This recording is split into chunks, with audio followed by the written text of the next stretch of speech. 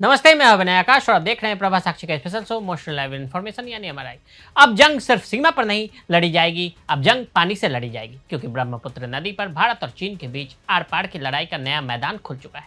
चीन ने तिब्बत में ब्रह्मपुत्र नदी स्थानीय नाम यारलुंग जागुंबो पर दुनिया के सबसे बड़े हाइड्रो पावर प्रोजेक्ट के निर्माण की औपचारिक शुरुआत कर दी है। भारत और बांग्लादेश के विरोध के बावजूद चीन ने 1.2 ट्रिलियन युआन यानी 167 अरब डॉलर की परियोजना पर काम शुरू कर दिया है। ऐसे में आपको बताएंगे कि चीन पानी को अब कैसे हथियार बना रहा है, भारत को क्या खतरा है और क्यों कहा जा रहा है कि ये सिर्फ एक बांध नहीं बल्कि एक जल हथियार है। दरअसल चीनी प्रधानमंत्री ली केयांग ने शहर के मेनलिंग हाइड्रो पावर स्टेशन स्थल पर परियोजना की शुरुआत की। इस परियोजना में 5 जल प्रपात बांध बनाए जाएंगे, जिसमें हर साल 300 अरब किलोवाट घंटा बिजली बनाने का दावा किया गया है। चीन की चाइना यानजियांग ग्रुप नाम की कंपनी इस निर्माण को अंजाम दे रही है। सरकारी मीडिया के मुताबिक इससे तिब्बत में रोजगार बढ़ेगा और कार्बन उत्सर्जन घटेगा। लेकिन सवाल उठ रहे हैं कि इस परियोजना की असली कीमत भारत या बांग्लादेश किसे चुकानी पड़ेगी। बता दें कि ब्रह्मपुत्र नदी तिब्बत से निकलती है और अरुणाचल प्रदेश, असम और फिर बांग्लादेश से होकर गुजरती है। चीन में इसे यारलुंग जांगबो कहा जाता है।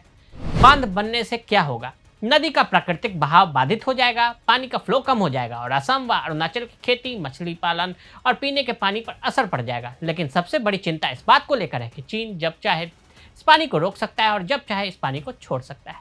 कहा जा रहा है कि यह पानी को हथियार बनाने की तैयारी है। क्या आपने कभी सोचा है कोई देश पानी से हमला कर सकता है? अगर चीन एक झटके में बांध का पानी छोड़ दे तो असम और अरुणाचल में भयंकर बाढ़ आ सकती है।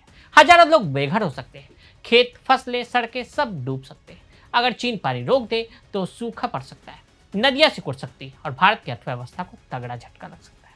चीन की यह परियोजना न केवल ऊर्जा उत्पादन बल्कि सामरिक दृष्टिकोण से भी अहम मानी जा रही है, क्योंकि इससे वह ब्रह्मपुत्र का जल प्रवाह नियंत्रित कर सकेगा। भारत पहले ही अरुणाचल प्रदेश में ब्रह्मपुत्र पर डैम का निर्माण कर रहा है और दोनों देशों के बीच सीमा और नदी जल बंटवारे को लेकर 2006 से एक्सपर्ट लेवल मैकेनिज्म बीएलएम के तहत बातचीत हो रही है। ब्रह्मपुत्र नदी, ब्रह्मपुत्र एक अंतर्देशीय नदी है जिसका बेसिन लगभग 5,80,000 वर्ग किलोमीटर में फैला है। चीन 50.5%, भारत 33.3%, बांग्लादेश 8.1% और भूटान 7.8% में है। भारत में इसका कुल क्षेत्रफल 1,94,433 वर्ग किलोमीटर है, जो देश के कुल भौगोलिक क्षेत्रफल का लगभग 5.9% है। इसमें अरुणाचल प्रदेश, असम, मेघालय, नागालैंड, सिक्किम और पश्चिम बंगाल के क्षेत्र शामिल हैं। यह नदी तिब्बत की कैलाश पर्वतमाला में मानसरोवर झील के पूर्व में स्थित चिमयांगड्रुंग ग्लेशियर से निकलती है। यह तिब्बत में यारलुंग त्यागपो नदी के रूप में लगभग 1200 किलोमीटर पूर्व की ओर बहती है। नामचा बरवा में नदी यू टर्न लेती है, जिसे ग्रेट बैंड के नाम से भी जाना जाता है और अरुणाचल प्रदेश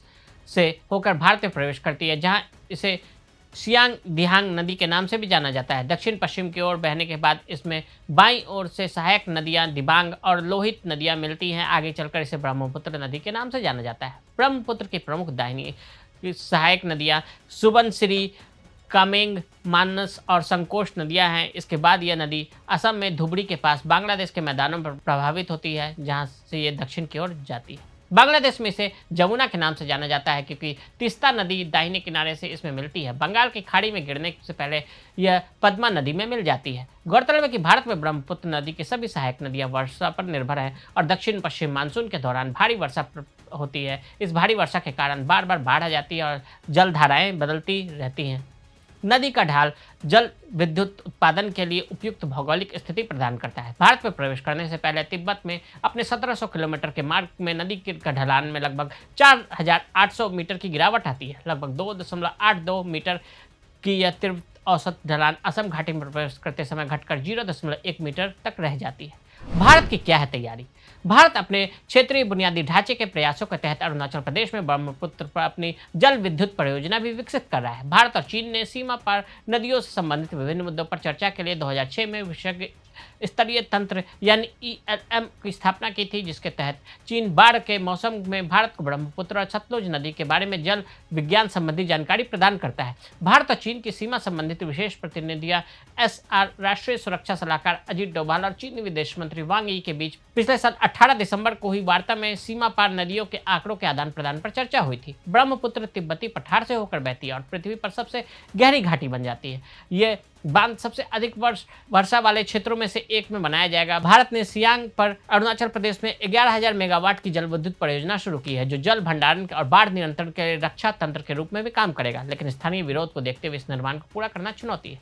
भारत ने चीन के साथ विभिन्न राजनयिक मंचों और विशेषज्ञ स्तरीय समितियों के लिए लगातार संवाद किया है। 2006 से दोनों देशों के बीच एक संस्थागत विशेषज्ञ तंत्र है, जिसमें ट्रांस बॉर्डर नदियों के मुद्दे और हाइड्रोलॉजिक डाटा साझा करने जैसे विषयों पर चर्चा होती रहती है। तो आज हमने आपको ब्रह्मपुत्र नदी पर चीन के डैम पॉलिसी के बारे में बताया। आज के लिए इजाजत। ऐसी रिपोर्ट्स को देखने के लिए देखते रहें प्रभास साक्षी। अगर आप भी लेना चाहते हैं देश दुनिया की तमाम जानकारी तो आज ही सब्सक्राइब करें हमारे चैनल को। साथ ही नीचे दिए बेल आइकन को जरूर दबाएं ताकि हर अपडेट आप तक पहुंच सके।